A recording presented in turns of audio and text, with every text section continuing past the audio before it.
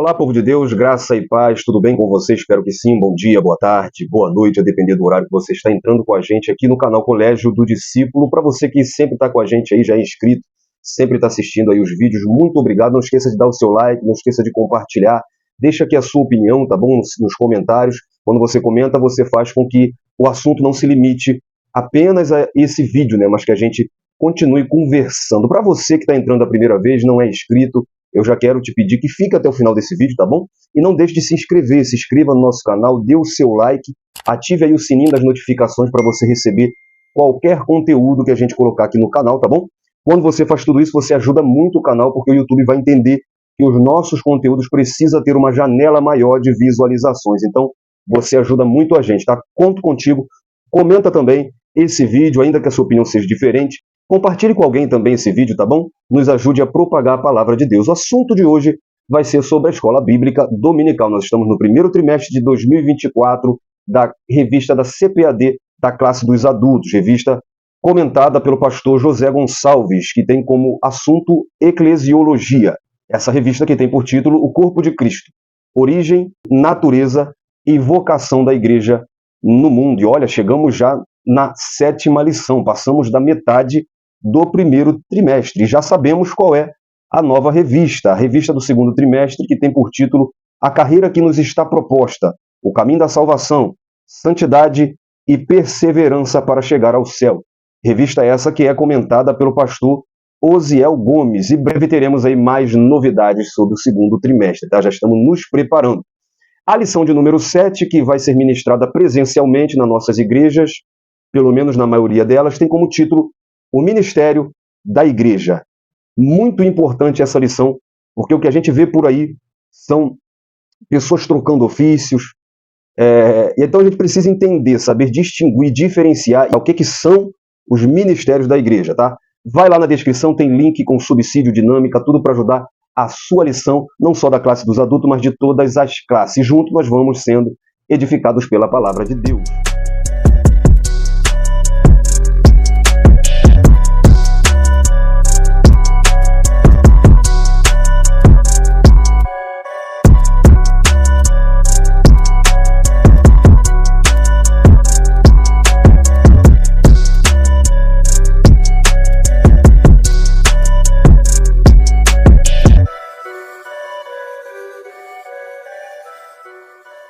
Ainda existe apóstolos, ou ainda há profetas no dia de hoje?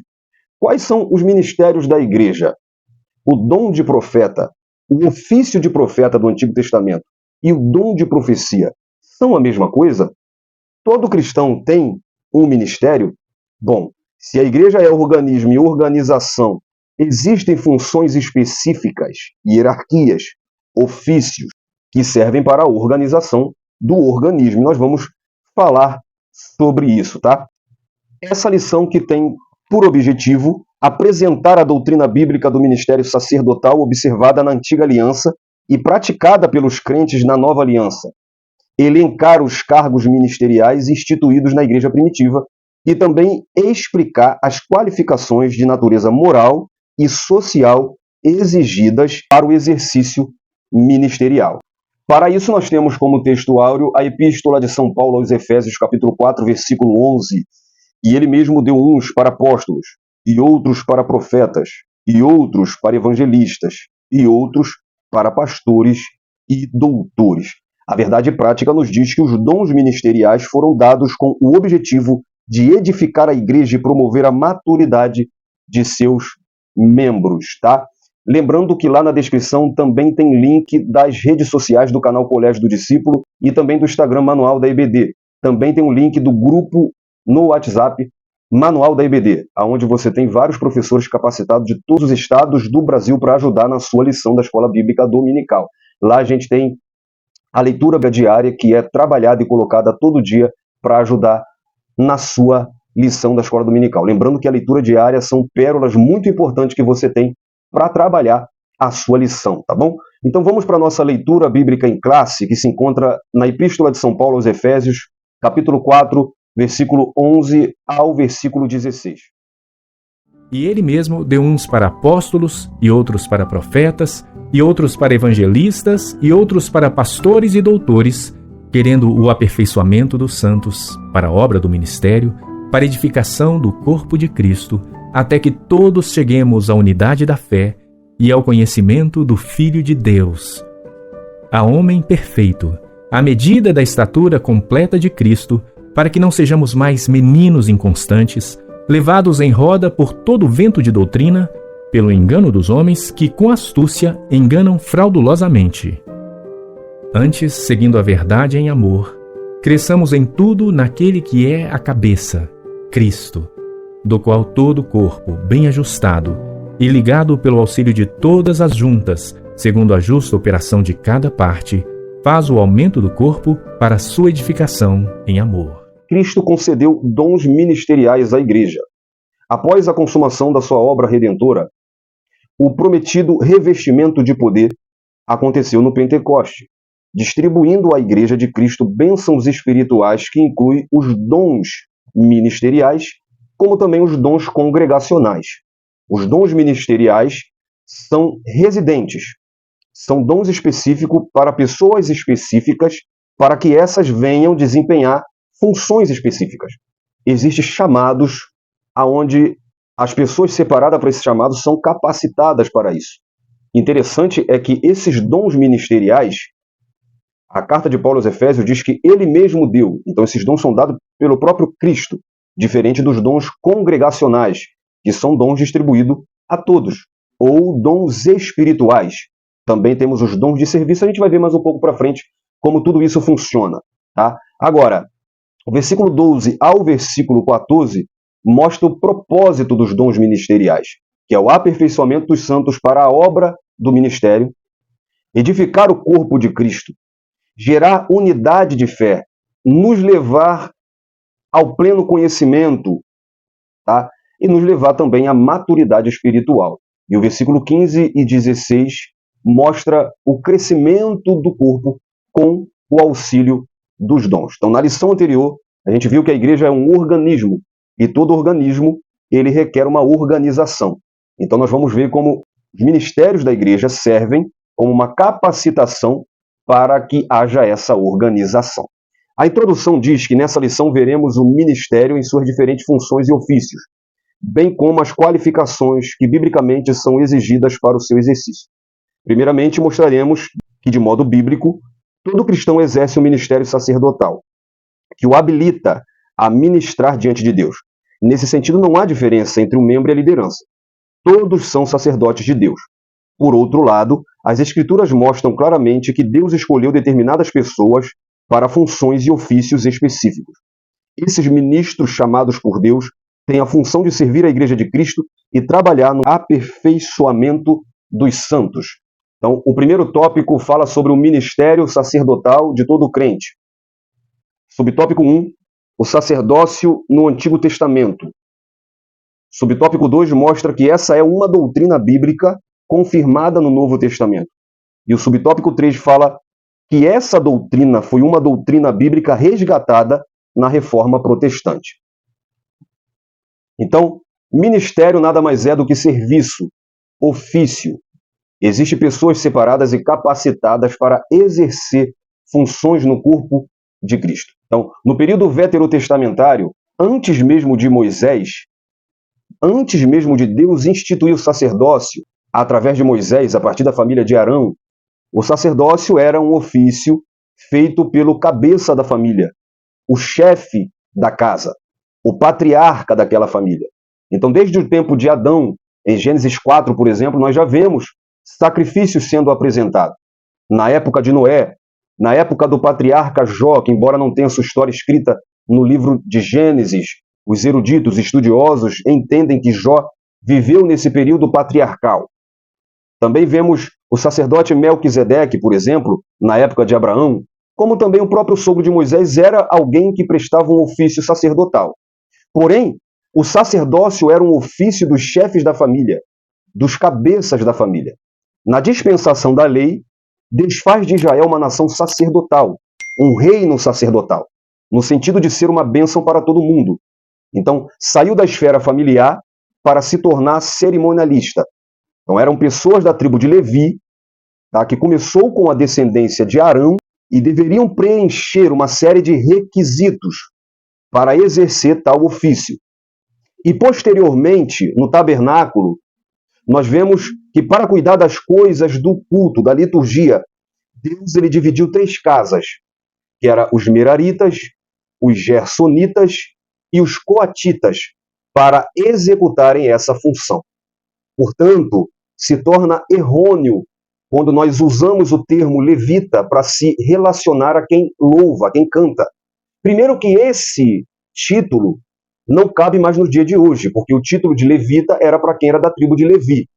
E segundo que se é para usar esse termo, deveria ser usado e relacionado para todo aquele que se envolve no serviço da liturgia, da manutenção da igreja.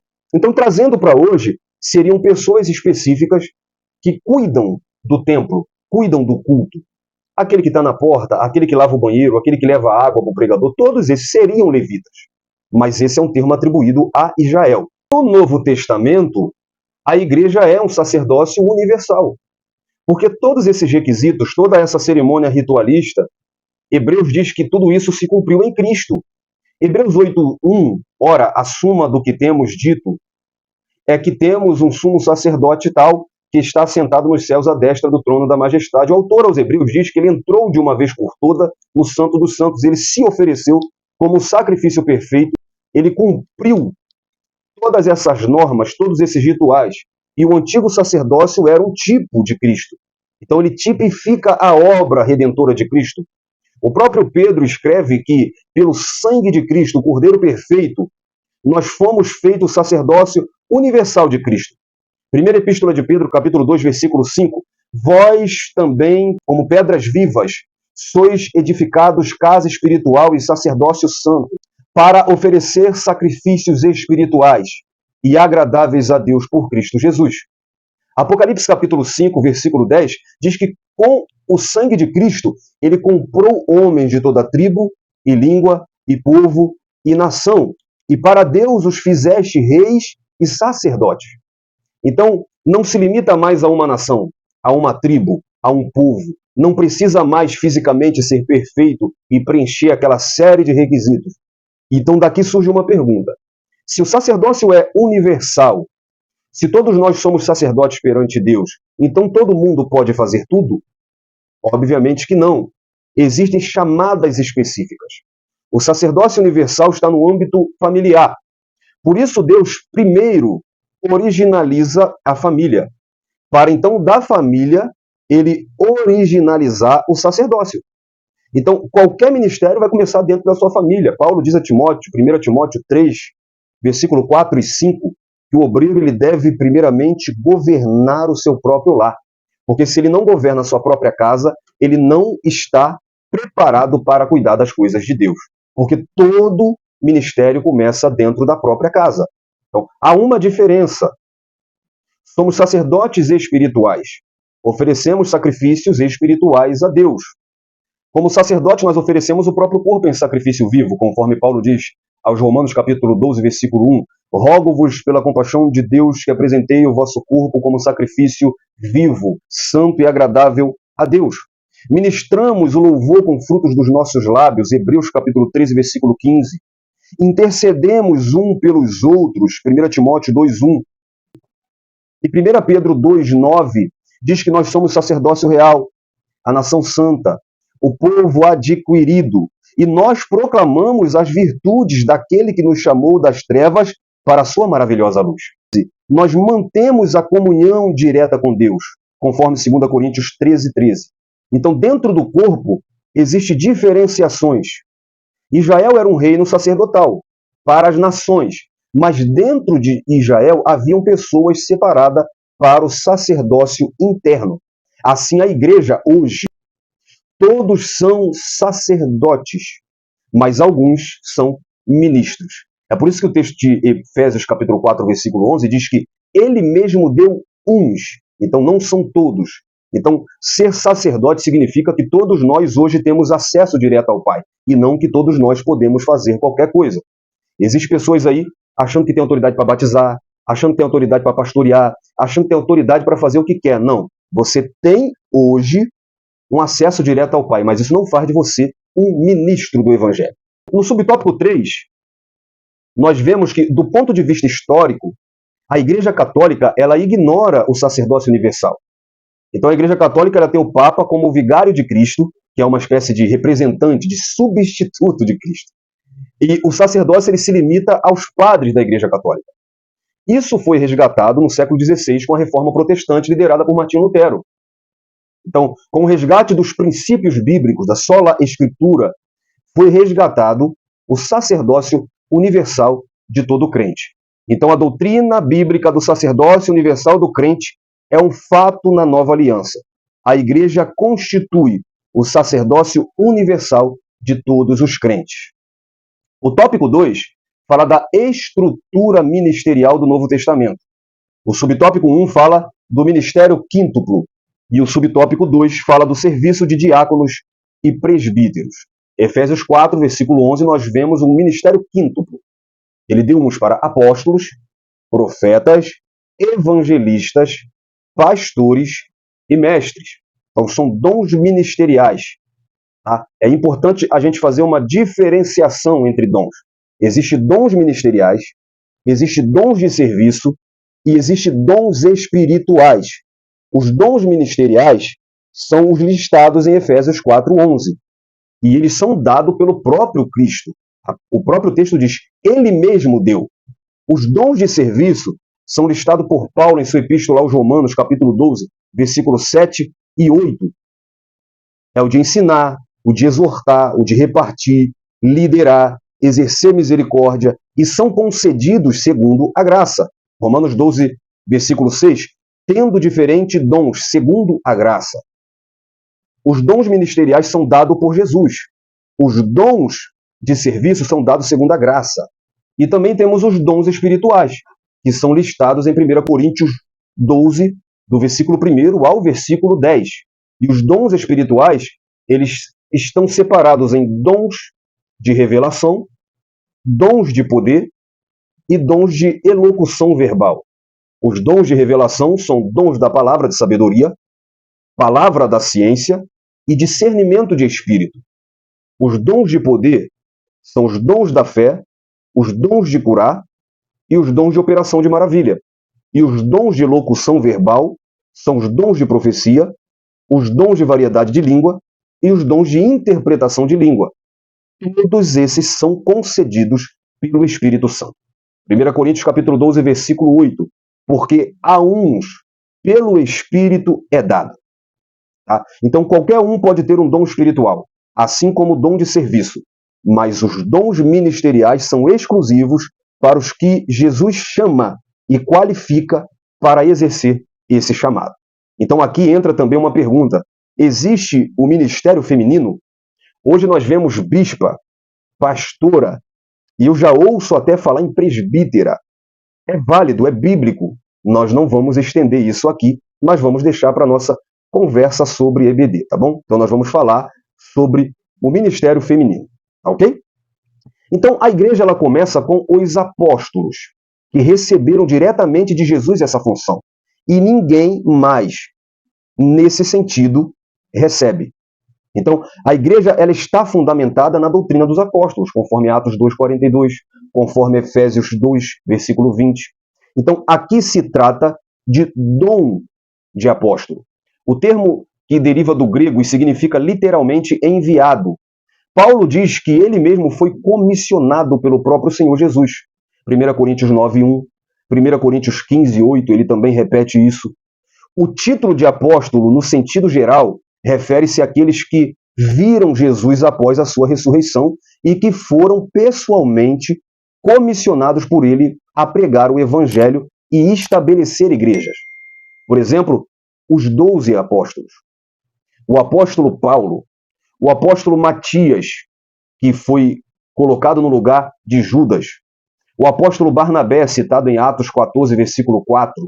Romanos 16, versículo 7.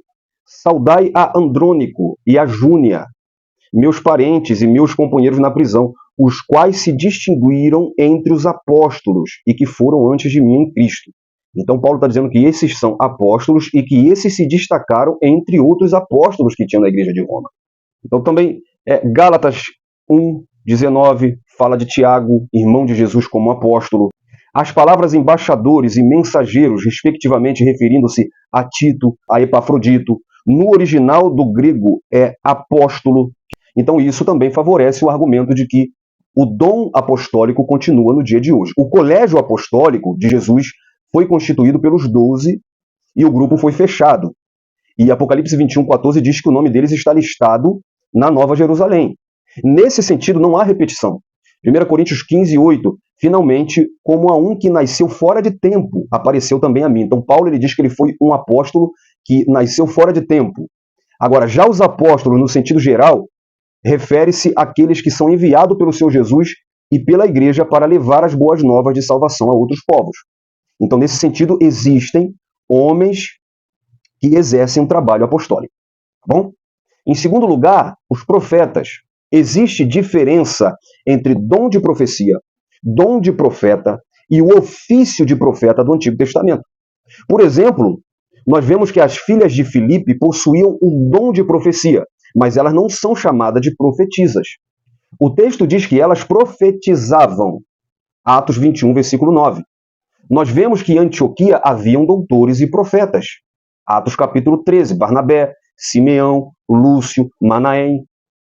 Em Atos 15, versículo 32, nós vemos o profeta chamado Judas. E um nome que com certeza é um nome que se destaca muito no Novo Testamento como profeta é o de Ágabo, visto em Atos capítulo 11 e também Atos 21. Silas, ele também é chamado tanto de apóstolo quanto de profeta. Então, os profetas constituem o ministério da palavra de Deus. Eles são impulsionados por inspiração profética, por meio dessa inspiração. Esse ministério é acompanhado de edificação, exortação e consolação, conforme 1 Coríntios 14:3. Então, o simples uso do dom de profecia não faz de alguém necessariamente um profeta, pois o profeta é um ministro da palavra.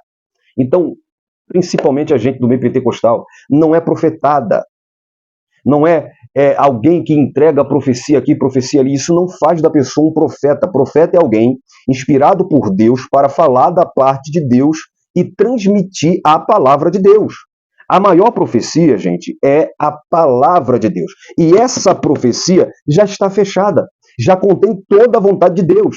Então, querido, querida, irmão, irmã, se vier alguém com supostas profecias que fogem da palavra de Deus, fique com a palavra de Deus. A palavra de Deus é a revelação da vontade de Deus. Então, a revelação de Deus está na palavra. Eu vejo pregadores interrompendo a pregação e dizendo, eu vou profetizar. E aí você automaticamente já pega a sua mão para receber. Irmão, ninguém tem autoridade de profetizar, além do que está na Bíblia. Se você está pregando, você já está profetizando. Eu tenho certa dificuldade de entender biblicamente alguém que quando quer diz, eu vou profetizar. E aí ele entrega uma palavra. Se eu estou pregando a palavra, eu estou profetizando. Toda a vontade, toda a revelação de Deus para a sua vida está na palavra de Deus. Essa é a maior revelação. Então a gente tem que saber. Tá? Para mim, o profeta é o pregador da palavra. Tá? Em terceiro lugar estão os evangelistas, tá? Que significa literalmente mensageiro de boas novas. É alguém cujo ministério é centrado na salvação de almas. E como a gente vê as coisas misturadas hoje, gente. Por exemplo, Filipe, ele foi separado para ser um diácono, em Atos 6. Mas ele se destacou como evangelista em Atos 8 e é chamado como tal em Atos 21, versículo 8. Não é pregador itinerante que vive de igreja em igreja pregando.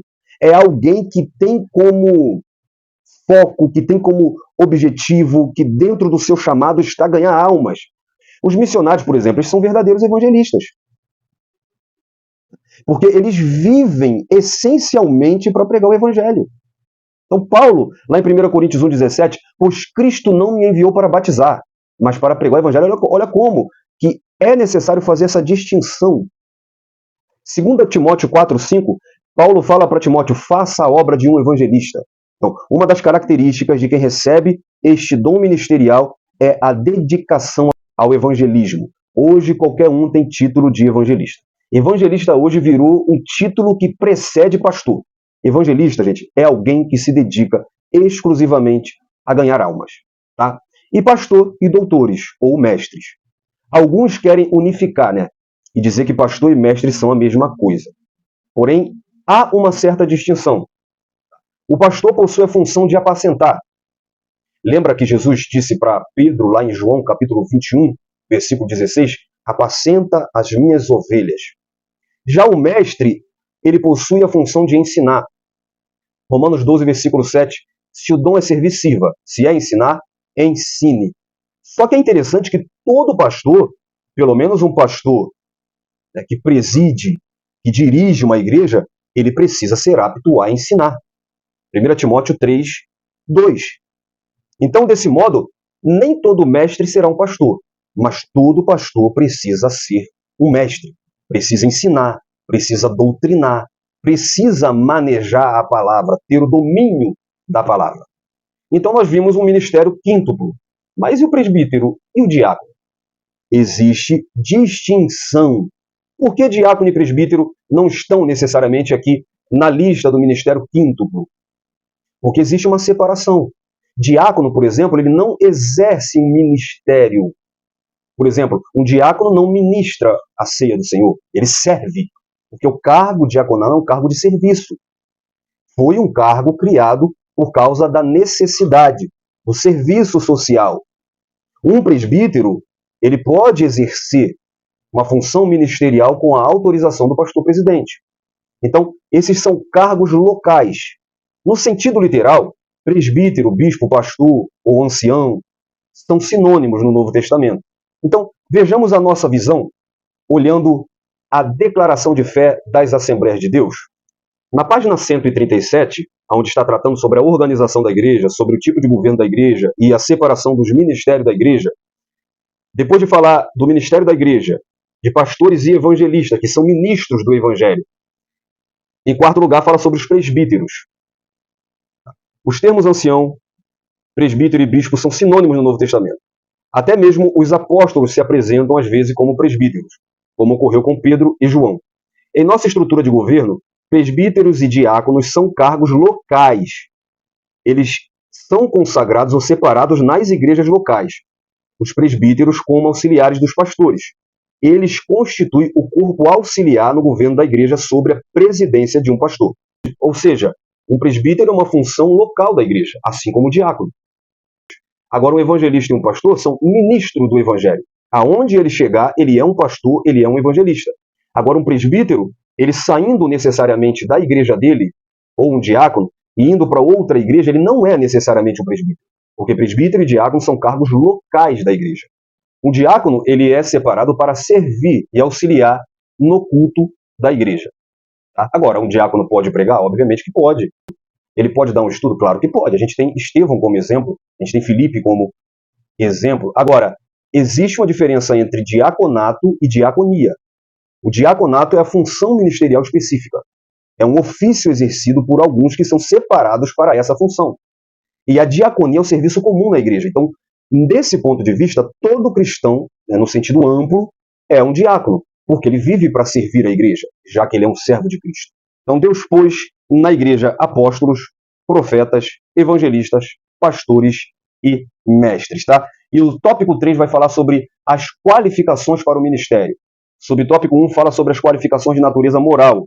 Subtópico 2, as qualificações de natureza social.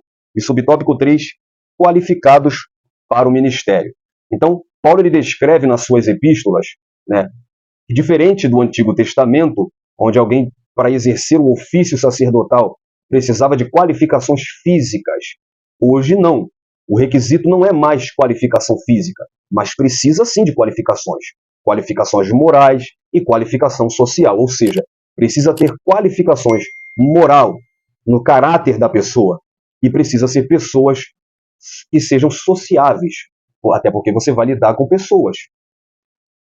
Então as qualificações morais são não avarento, conforme 1 Coríntios capítulo 3, versículo 3, ser irrepreensível, conforme 1 Timóteo capítulo 3, versículo 2, acho que eu falei errado.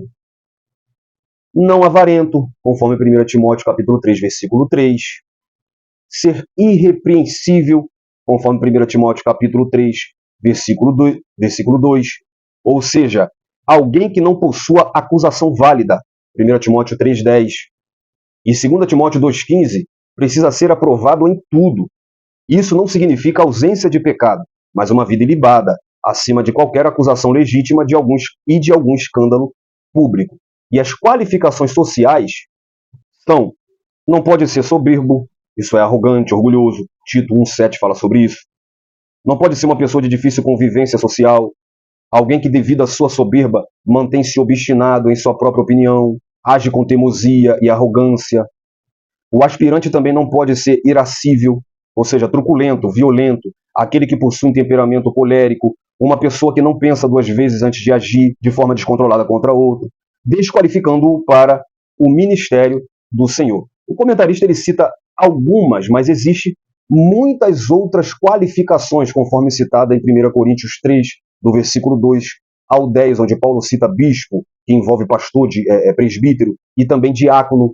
Então ele deve ser marido de uma só mulher, vigilante, sóbrio, honesto, hospitaleiro, apto a ensinar, moderado, que governe bem sua própria casa, tendo seus filhos em sujeição, com bom testemunho. E ele também não deve ser dado a muito vinho, não deve ser espancador, não deve ser cobiçoso de torpe ganância, não deve ser contencioso, não deve ser avarento, não deve ser neófito de língua dobre, ou seja, deve ter palavra e ter a consciência limpa. E o versículo 10, Paulo diz que primeiramente devem ser experimentados e depois, se não houver nada contra eles, que sirvam como diáconos. E lembrando que Paulo também está falando sobre bispos. Então, há qualificações claras para o exercício do ministério na Igreja de Cristo.